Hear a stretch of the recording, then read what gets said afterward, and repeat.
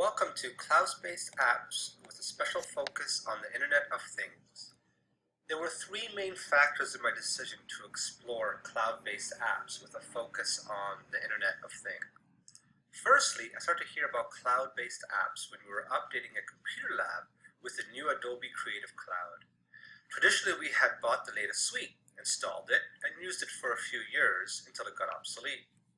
However, learning about Adobe Creative Cloud, a whole new world of continuous updated software surfaced, and my curiosity was piqued.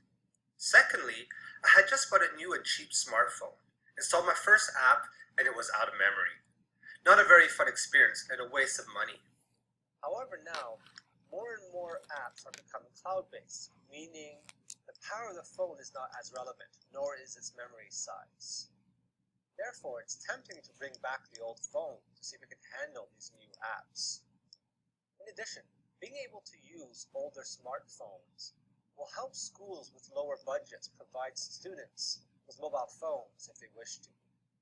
Thirdly, with the advent of the Internet of Things, where more and more objects are providing us with data because they're connected to the Internet, cloud-based apps are basically becoming essential to allow the user to access the vast data available. Before we delve too deep into the power of the Internet of Things for education, let me give you a quick example of one that I found in an article from InfoWorld. The timed home water sprinkler can now not only be controlled via a smartphone, but the phone can tell the user when it's most cost beneficial to water or when environmental factors are optimal to turn on the sprinkler, all because the app is connected with multiple sources of data. The opportunities for things providing us with data is only growing. Cisco stated that as of 2010, 12.5 billion devices were connected, and is expected to grow to 50 billion in 5 years' time. Right now, the Internet of Things has had a focus on such things as healthcare, retail, transportation, homes, and manufacturing, to name a few. But education has not been forgotten, and the potential is immense in terms of helping students with special needs, increase efficiency in terms of building maintenance, administrative tasks, security, both online and physical, and mobile learning.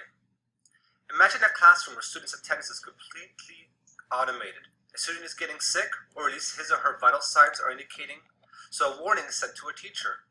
As students walk around the room, their mobile devices connect with different objects around the room, giving them their next task.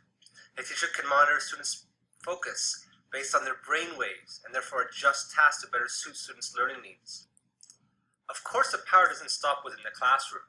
Imagine students on field trips learning about objects and the environment as they explore their surroundings through their mobile devices. And then due to their apps being cloud-based, students can actively participate in data collection that can be used later in the classroom with no worry about storage space. Combining the power of cloud-based apps and the Internet of Things can really open up possibilities for true and authentic mobile education. As with any emerging technology, privacy issues are starting to emerge, and safety standards are starting to be implemented.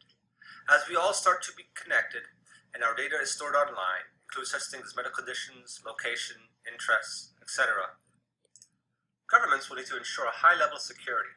For example, a report out of Massachusetts claimed that no automobile manufacturer had any capability to diagnose or meaningfully respond to an infiltration into a car's wireless system.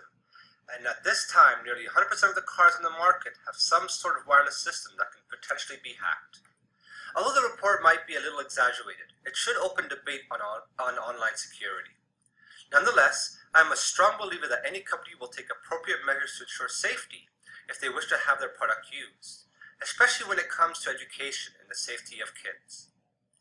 As more objects get connected, as Wi-Fi becomes more accessible, available, and faster, as security issues are solved, the power of combining the Internet of Things and smartphones will not necessarily transform education, but rather be seen as an augmentation and efficiency tool that will allow for more effective uses of best practices in and out of the classroom. If you look at this chart from Gartner's Hype Cycle for Emerging Technologies, I believe we are still in the early stages of the innovation trigger in terms of merging cloud-based apps and the Internet of Things.